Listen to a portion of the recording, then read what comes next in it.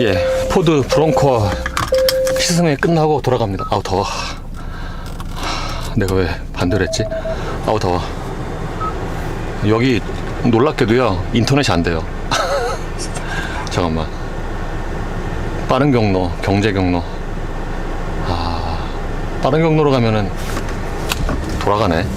어쨌든 여기 도대체 어디죠? 저 태어나서 여기 처음 왔어요. 여기가 뭐 안성시 무슨 뭐 주소.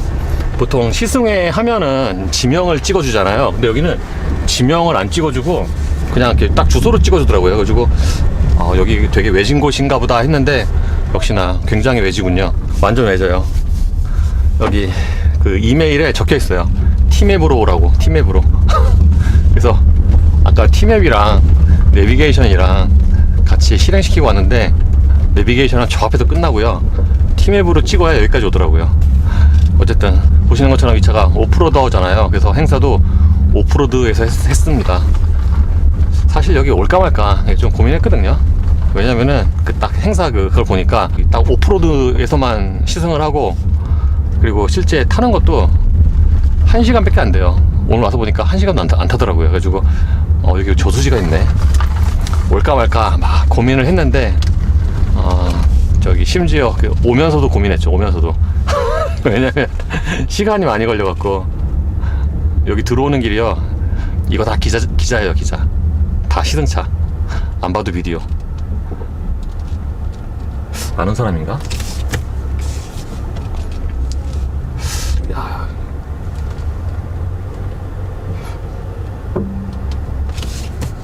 어우 수고하십시오. 야 뭐 요즘에 무슨 재규어를 해.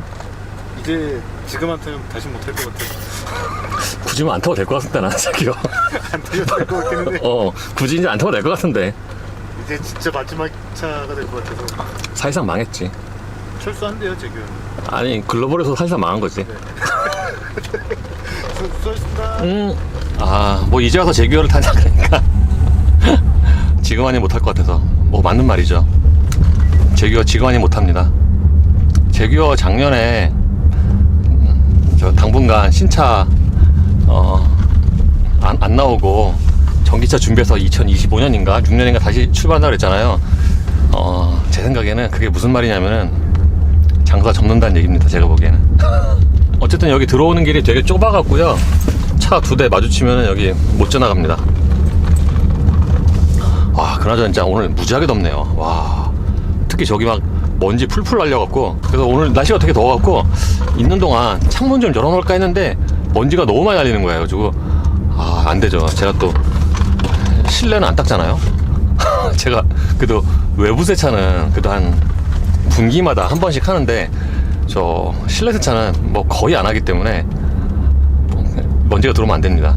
저 지금 먼지 뽀얗게 앉아 있잖아요. 이게 언제 작년에 저 외부 코팅하면서 거기서 저기 안에도 세차해줬거든요. 그때가 마지막입니다. 그 후로 아직까지 저 실내 세차를 한 적이 없어요. 아니 실내가 잘 안 들어오져요. 왜냐면 제가 창문을 거의 안 열어서 실내가 안 들어오지죠.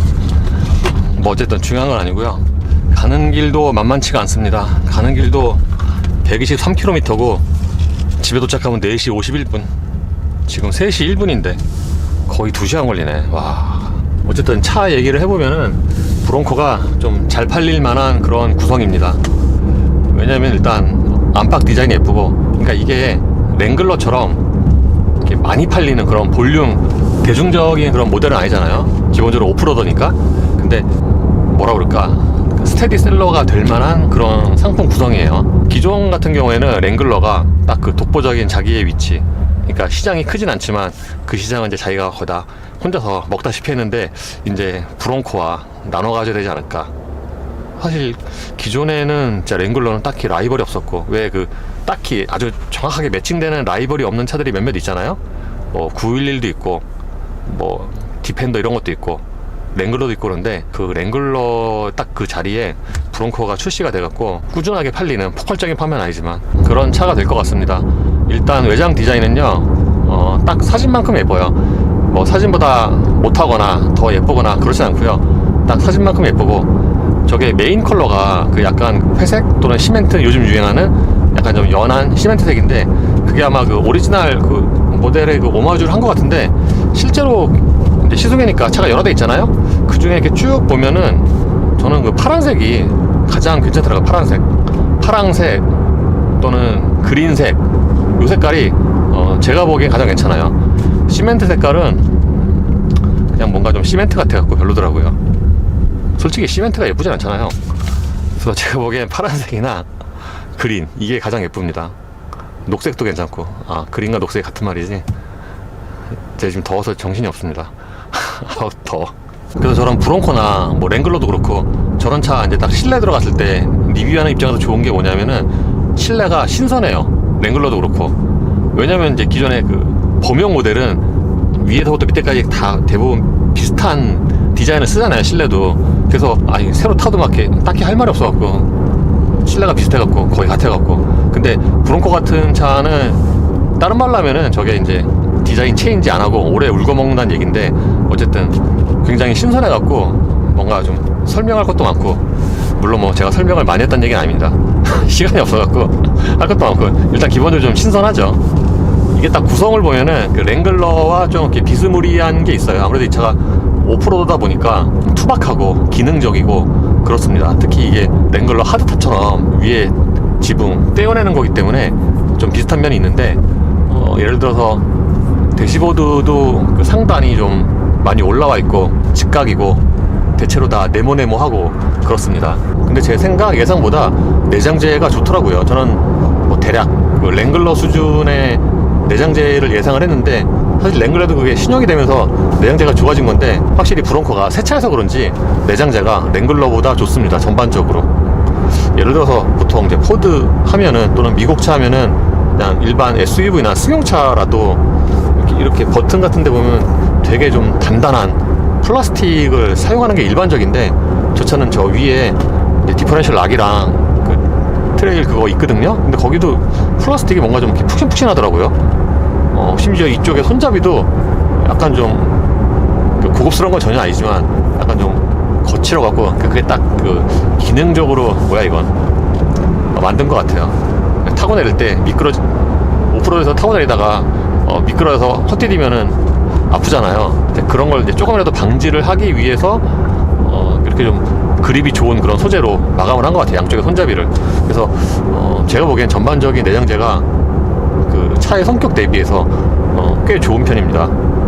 그리고 약간 놀란 게 아까 타면서 모니터가 생각보다 커요. 모니터 10인치. 야, 무슨 모니터가 10인치야. 이거 익스플로러보다 더 좋잖아요. 모니터가 국내에서 팔리는 거. 이게 12인치인데 약간 좀 네모 반듯하면서도 가장자리에 베젤이 없어갖고 실제보다 더 커 보여요. 12인치보다도 더 커 보입니다. 그 어라운드 뷰 카메라의 화질도 괜찮고. 그리고 저는 실내 마무리가 뭔가 좀 투박할 줄 알았는데 생각보다 그런 면이 별로 없더라고요. 그리고 의외로 유리 4개가 모두 다 상하형 원터치입니다.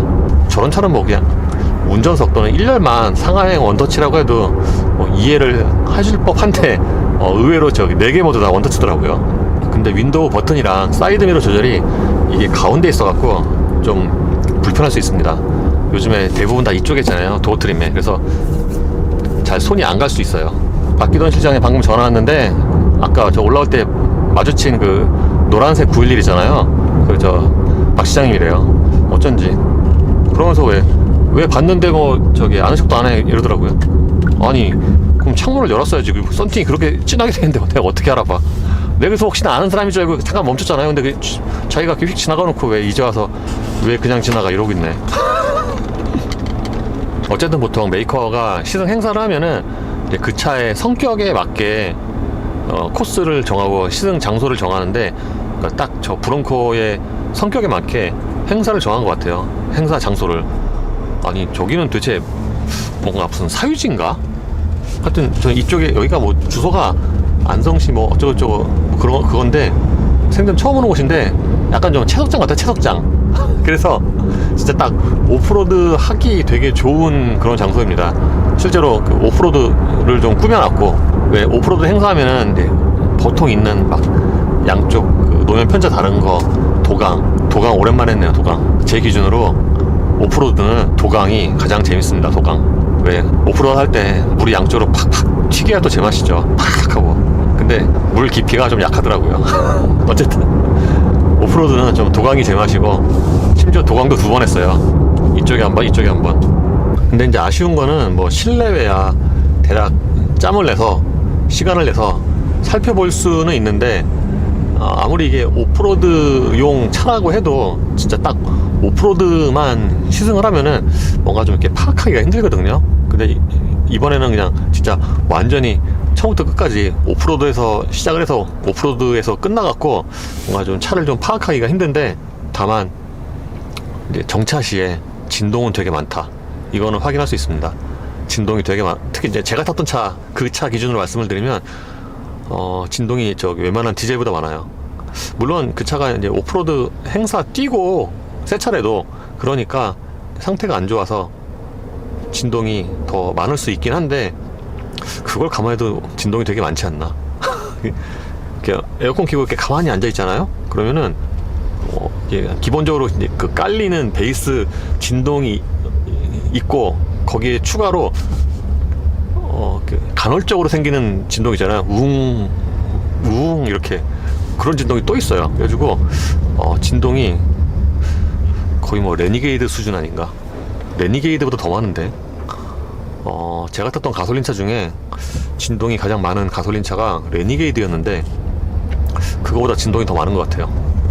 그래서 아마 가장 큰 단점은 진동이 아닌가. 물론 다른 차는 더 괜찮을 수 있습니다. 또는 이제 오프로드 행사했으니까 진동이 더 많이 생겼을 수도 있고. 어쨌든 저희가 굉장히 외진 곳이어서 핸드폰이 안 터져요. 아까 깜짝 놀랐네. 와, 이거 무슨 핸드폰도 안 터져? 우리나라에 저 핸드폰 안 터지는 거 있어요. 근데 저기 인터넷이 안 되는 게 아니라 핸드폰 자체가 안 됐어요. 되긴 되는데 어쩌다 됩니다. 어쩌다. 아까 그 직원한테 물어보니까 되긴 되는데요, 막 이렇게 요리조리 이렇게 움직이면은 가끔가다 잡힙니다, 그러더라고요. 어쨌든 저기 있는 동안 한 번도 안 됐어요. 집에 갈 때도 가장 빠른 코스가 외곽이군요. 외곽으로 가야 되겠다. 저 그냥 성산대교 쪽으로 가려고 했는데 시간 차이가 좀 많이 나네요. 시간 차이가 지금 한 30분 정도 나는 것 같아요. 톨비 들어도 그냥 바로 가야 되겠습니다. 빨리 가도 4시 50분이니까. 여기 좌회전 시야가 뭐 이렇게 짧어. 그리고 좀 더 눈에 띄는 단점이 2열. 물론 이 차가 이제 차의 성격을 감안을 해도 이제 2열 공간이 뭐 작거나 2열 시트가 후지거나 이런 거는 뭐 이해를 할 수가 있는데, 그걸 감안해도 너무 시트가 작더라고요. 그러니까 정확히는 쿠션이 되게 짧아요. 저거 그 픽업 트럭 있잖아요. 그거보다도 더 짧은 것 같은데, 이게 제가 딱 이렇게 앉으면은 2열에 여기 이만큼 나와갖고, 이거는 그냥 정말 쿠페처럼 플러스 2의 개념이라고 생각을 하시는 게 그냥 속이 편합니다.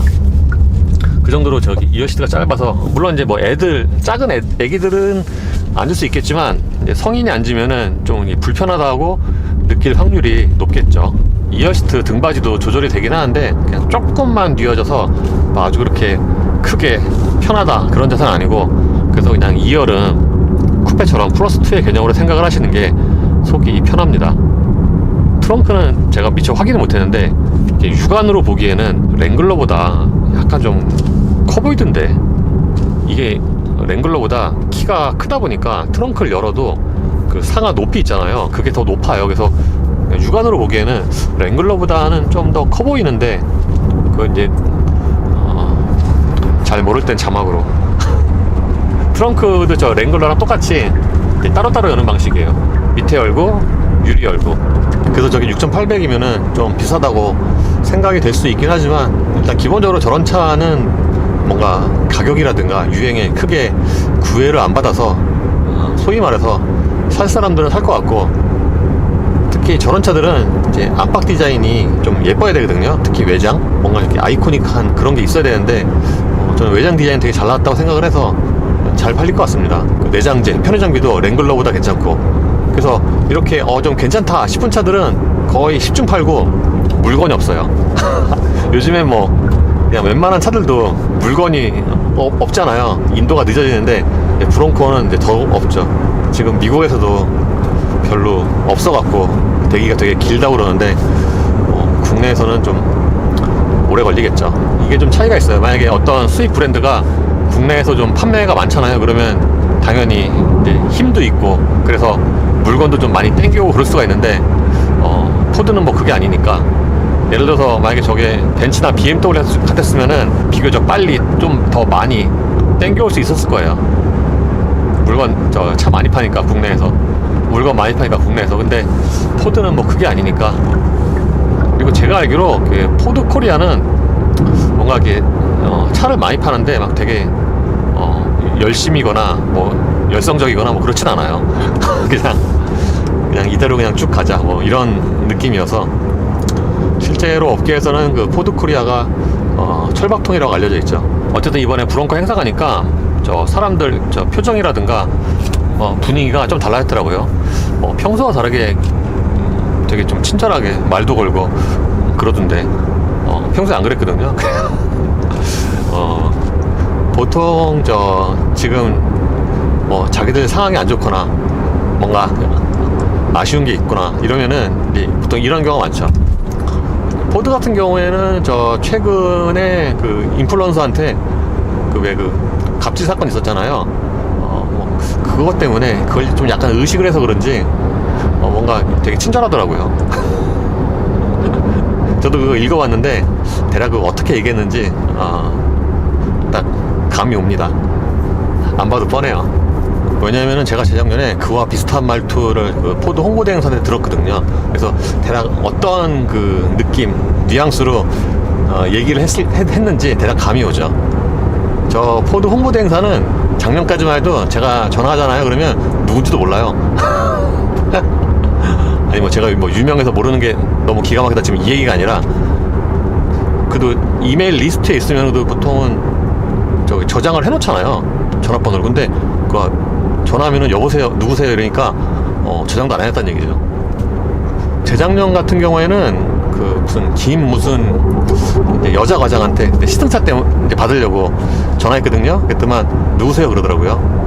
저 한상기라고 하는데, 그러니까 근데요, 저 시승차를 좀 빌리려고 했더만 뭐 때문에요? 시승기 찍으려고요. 그러면 뭐 어떻게 찍을 것인지 그걸 우리한테 먼저 이렇게 제출을 하고 그 다음에 뭐 검토를 하겠다 뭐 이렇게 얘기하더라고요. 그래가지고 그냥 끊었죠. 됐다고. 그러니까 아마 최근에 일어난 그것도 아마 이와 비슷한, 그러니까 제가 지금 제 말로 했으니까 잘 느낌이 잘 안 사는데 굉장히 좀 되게 딱딱하고 약간 좀 고압적인 자세로, 근데요 뭐 이렇게 하니까 밥맛이죠. 후에 얼마 있다가 제가 또 에비에이터를 시승을 했는데 그때도 좀 웃겼어요. 이제 에비에이터 그 탁송기사가 와서 차를 가져가고 한 2시간 있다가 그 탁송기사가 전화가 왔어요. 저 앞유리에 돌빵 맞은 것 같은데 이거 뭐 비용이 나올 수 있다. 근데 보통 그런 거는 탁송기사가 얘기를 안 하는데 어쨌든 그러더라고요. 그래가지고 알았다. 근데 보통 시승차 뭐 왜 파는 그런데, 유리 같은 경우에는 이제 돌빵 맞는다고 해서 따로 막 이렇게 전화하거나 청구하고 그러진 않거든요. 근데 좀 있다가 포드 홍보대 행사한테 직원이 전화가 왔어요. 돌빵 맞은 것 같은데 이거 비용이 나올 수 있다. 아니 내가 그래서 물어봤어요. 아니 그게 내가 한 게 맞냐. 왜냐면 차를 가져가고서 2시간 있다가 그게 전화가 왔는데 그게 내가 시승하다 맞은 건지 탁송기사가 가져가면서 맞은 건지 알 수가 없지 않냐, 책임 소재가. 그랬거든요. 그러더만 뭐 좀 있다가 그러면 뭐 이거 비용은 제가 청구를 안 하는데 대신에 그 경위서를 좀 써달라 이러더라고요. 그래서 미친 거 아니냐. 개념이 없어요. 지금 홍보대 행사가, 포드 홍보대 행사가 BCW인가? 하여튼 뭐 그건데 개념이 없습니다. 그래서 내가 그때 그 얘기 듣고서 다른 기자한테 물어봤거든요. 포드 홍보대 행사가 왜 이래? 그랬더만 거기 일 되게 못해. 하나씩 다 그 얘기 하던데. 옛날엔 안 그랬는데 제 기억에도 한 3, 4년 전에는 안 그랬어요. 근데 사람들이 이렇게 쫙 한번 바뀌고 나서 뭔가 이렇게 되게 아마추어 같더라고요. 근데 다른 기자한테 물어보니까 다 비슷한 얘기 하더라고요. 거기 지금 일 못한다, 사람 바뀌고 나서 그러더라고요. 하여튼 그 후로 하여튼 말도 안 되죠. 내가 했는지 안 했는지 정확히 알지도 못한데 그 경위서 쓰라니. 제정신인가. 어쨌든 그 후로 한동안 연락 안 하다가 작년에 또 전화했거든요. 시승차 때문에 하니까 또 누구세요 이러네. 다른 사람인데. 남자. 야, 참 포드도 징하죠. 보통 그 홍보대 행사가 이렇게 한다, 이거는 클라이언트와 굉장히 밀접한 관계가 있습니다. 보통 홍보대 행사가 이제 클라이언트, 그러니까 돈 주는 사람이죠. 거기에 그 운영 방침에 따라서 보통 운영을 하거든요. 기자 대응도 그렇고.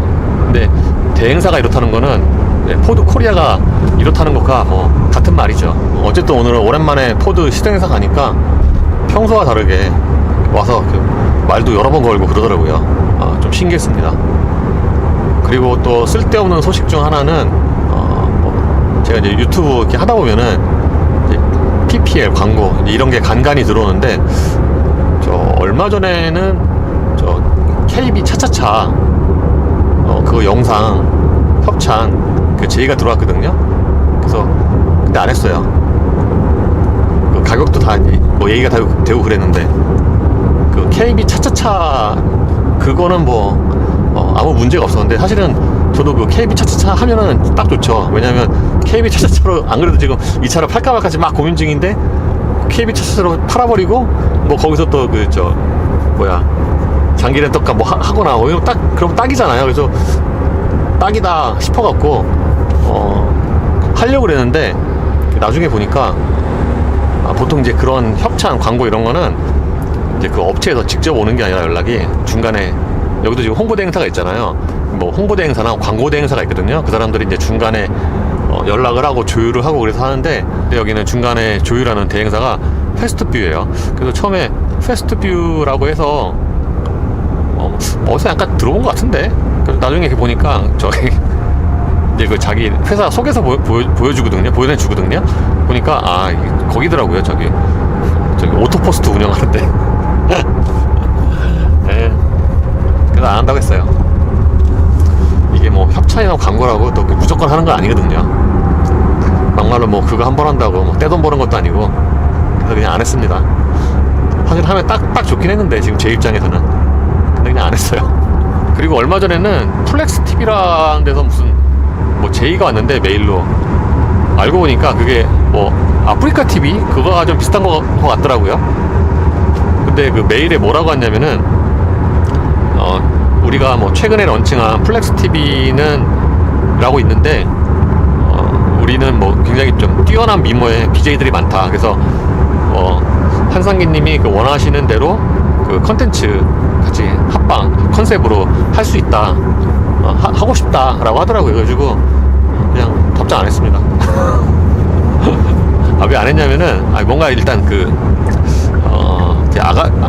젊고 이쁜 아가씨들 나오는 거는 뭔가 이렇게 저하게 좀 맞지가 않고, 뭐 하겠어요 그걸로. 젊고 이쁜 아가씨도 와서 뭐 정밀식당 부대 찍어서 밥 먹겠어요. 일단 맞지도 않고, 그 메일 보낸 거 보니까 뭔가 약간 좀 그렇더라고요. 아니 왜냐면은 보통 이제 그런 제 이메일 오잖아요. 그러면은 밑에 이제 신뢰성을 높이기 위해서 명함 넣거나 그러잖아요. 근데 뭐 그런 것도 아무것도 없어요. 덜렁 텍스트 몇 줄. 그래서 그냥 답장도 안 했죠. 그나저나 이제 터키가 끝나니까 또 나가고 싶다는 생각이 이제 비로소 드네요. 제가 갔다 온 게 완전히 좀 끝나야 또 나가고 싶다 그런 생각이 들거든요. 안 끝나면은 그 생각이 안 나요. 근데 이제 끝나면 생각이 나요. 최근에 이제 끝났잖아요, 마지막이. 그러니까 또 나가야 되겠다 뭐 이런 생각이 들긴 드는데, 아니 지금은 마땅히 좀 갈 데가 없어요. 뭐 가장 가고 싶은, 지금 상황에서 가고 싶은 곳은 미국인데, 저 미국이 지금 비행값이 되게 비쌉니다. 4월 중순에 그 카타르 310만 원짜리가 있었는데, 그걸 그러니까 그게 뭔가 제가 미국과 인연이 없는 것 같아요. 제가 그 카타르항공 그 310만 원짜리 뉴욕 가는 거 딱 봐두고 지프한테 차를 요청을 했거든요. 그래서 된다고 그랬어요. 오케이 됐다, 미국 한번 가보겠구나 했는데, 웬걸 갑자기 제가 이제 그랜드 체로키 그거 L 말고 그냥 그랜드 체로키 요청했는데 그거 됐어요. 됐는데 그래서 비행기표 끊으려고 했는데, 뭐 이메일 답장에 뭐라고 왔냐면은 이게 저 글로벌 엠바고라서 갔다 온 다음에 뭐 시승기는 물론 여행기도 올리면 안 되고, 심지어는 다니면서 인스타그램에 무슨 차고를 타고 다닌다 라고 텍스트를 올려도 안 된대요. 뭐 이런 거 다 있어 세상에. 그래서 됐다고 그랬죠. 안 가. 그래서 없는 걸로 됐습니다. 그거만 아니었으면 올 며칠이야. 지금도 저 미국에 있는 건데. 그러니까 그때가 딱 그 뉴욕 모터쇼 즈음에서 잡은 건데, 그거 만약에 됐었으면 지금쯤 저 미국에 있었겠죠. 그러니까 뭔가 미국이랑 저랑 인연이 없는 것 같아요. 하여튼 그 후로 다시 미국행 비행기를 이렇게 가끔가다 이렇게 슬쩍 보니까 지금 비행값 되게 비싸요. 미국행 가는 비행기. 아시아나 마일리지는 뭐 아예 없고, 아시아나 마일리지는 뭐 올해 하나도 없는 것 같아요. 뭐 이래. 그래서 그 카타르 315만원짜리가 진짜 조로의 티켓이었는데 그걸 놓쳐버리니까 미국은 좀 가기가 힘듭니다. 지금 비행값이 너무 비싸요. 유럽은 미국보다 비행값이 싼데 심지어 마일리지 티켓도 있긴 있어요. 간간히 있는데 유럽은 좀 뭐 가장 마지막으로 갔던 것도 뭐 터키긴 하지만 대략 그 근처고, 그리고 또 지금 유럽은 약간 좀 어수선하잖아요. 그리고 또 유럽은 또 자주 가서 또 식상하기도 하고 그래서 유럽은 좀 아닌 것 같고. 그러면 그 다음으로 갈 만한 곳이 아시아인데, 뭐 아시아 지금 좀 그렇죠. 뭐 중국은 뭐 아니면 생각도 안 하고, 일본도 격리해야 되고, 그나마 그 확률이 높은 게 저기예요. 저기 태국이 지금 그나마 갈만합니다. 제가 왜 태국이 갈만하다고 하냐면은, 일단 거기는 렌터카를 빌릴 수가 있어요. 왜 좀 너무 좀 낙후된 곳은 렌터카 자체가 개인이 못 빌리는 곳이 있거든요. 캄보디아도 그렇고 아마 제가 알기로는 그래요. 근데 태국은 이제 렌터카 사업이 있고 빌릴 수가 있고 그러니까 태국이 가장 유력한데, 문제는 태국이 그 입국이 좀 완화가 되긴 했지만 아직도 좀 까다롭습니다. 타이패스를 받아야 되고, 근데 그 타이패스를 받으려면은 비행기 티켓, 뭐 여행자 보험 2만 달러짜리, 그리고 뭐 호텔 예약, 그 PCR 받아야 되는 거 등등 한 5개 저기 서류가 필요해요. 그래서 그거를 갖춘 다음에 타이패스를 신청하고, 그거에 한 일주일 열흘 있다 나오면은 이제 그거 받아서 가는 건데, 아직까지 태국은 또 도착하면은 첫날에 하루는 격리를 해야 돼, 하루. 그래서 그 다음날에 PCR 테스트를 받고 음성이 나오면 그때부터 자유롭게 여행을 할 수 있고, 그러고서 5일 뒤에 자가키트로 또 PCR 테스트를 한 다음에 앱으로 결과를 업로드 해야 되고, 그래서 좀 되게 번거롭거든요. 풀리긴 풀렸지만. 그래서 야, 저걸 또 막상 가려고 하려니까 너무 귀찮은 거예요. 준비할 게 많으니까 너무 귀찮은 거예요. 그 하루 격리해야 되잖아요. 하루 격리해야 되는 그 호텔도 그게 지정이 돼 있어갖고 하여튼 귀찮습니다. 결정적으로 이게 약간 좀 리스크가 있는 게, 만약에 갔다가 그 여행 기간 중에 양성이 뜨면은 참 그 재수가 없는 거죠. 그러면 양성이 뜨면 거기서 뭐 여행도 못하고 거기 병원에서 저기 있어야 되는데, 그게 또 병원에 있어야 그 여행자 보험으로 치료비가 나온대요. 그냥 뭐 호텔에서 격리 이러면 안 된대요. 꼭 병원에서 해야 된대요. 그러니까 만약에 행여나 거기서 양성이 나오면은 또 굉장히 피곤도 피곤이지만 그냥 시간을 날려버리는 거기 때문에 약간 좀 리스크가 있습니다. 그래서 이거저거 생각을 하면은 지금은 갈 데가 없습니다. 아니 이게 의외로 갈 데가 없네. 한창 그 코로나 심할 때보다 오히려 더 갈 데가 없지 않나. 진짜 예전 같았으면은 그냥 진짜 간단하게 짧게 부담 없이 블라디보스톡도 이렇게 갔다 올 수 있었는데, 지금 뭐 멀리 떨어져 있긴 하지만 전쟁 중이고 그래서 뭐 좀 그렇죠. 진짜 옛날에 코로나 그 이전 시대에는 야쿠츠쿠도 비행기가 있었거든요. 직항이 우리나라에서. 참 진짜 그때가 좋았지. 근데 지금은 막 야쿠츠쿠 가려면은 모스크바까지 갔다가 거기서 경유해서 가야 되고. 아이고. 어쨌든 오늘 브롱코 시승행사는 딱 오프로드에서만 타고 그 운전하는 시간도 좀 짧긴 했지만 코스가 좀 다채롭고 그러니까 좀 재밌는 코스가 좀 있어서 괜찮았어요. 다른 데서는 좀 잘 경험하기 힘든 급한 오르막 코스도 있고 그래서 올 때와는 달리 시간이 아깝네 라는 생각은 안 들더라고요. 집 도착 11.6km 남겨놓고 차 무지하게 밀립니다. 아까도 차가 좀 밀렸는데 저는 이제 거기만 지나면 차 안 밀릴 줄 알았거든요. 여기 저 외부는 그래도 이 시간에 차 안 밀리잖아요. 아직 시간이 5시도 안 됐고. 근데 차가 더 밀려 여기 오니까. 아니 지금 오늘 출퇴근에만 이게 거의 4시간 반을 쓰고 있으니까 마음이 달라지네요. 오늘 저 아침에 안성까지 가는데 2시간 반, 오늘 퇴근할 때 2시간, 실제로 시승해서 시승한 거는 1시간. 뭐 가까우면 뭐 괜찮은데 안성까지 가서 1시간 시승하고 오며 가며 출퇴근에 4시간 반을 보내니까 마음이 달라집니다. 이래서 사람이 말을 쉽게 하면 안 돼요. 좀 이따 할걸. 아니 도대체 근데 여기는 왜 밀리는 거지? 도대체 알 수가 없네. 오늘 집에 최대한 빨리 들어가야 되는 또 이유가 있어요. 왜냐면 얼마 전에 이동희 선배 오너 시승기 체험에 찍었잖아요.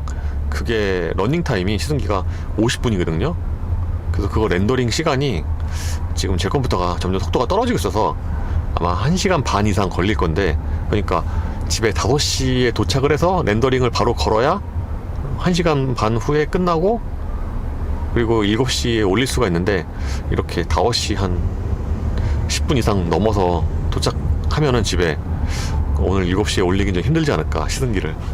그래서 오늘 최대한 차가 안 밀리고 빨리 왔어야 되는 건데, 사실 빨리 올 수 있었는데 그 제 타임 끝나고 거기가 이제 경치가 좋아갖고 좀 더 찍으려다 보니까 좀 시간이 늦었네요. 어쨌든 좀 안타깝게 됐습니다.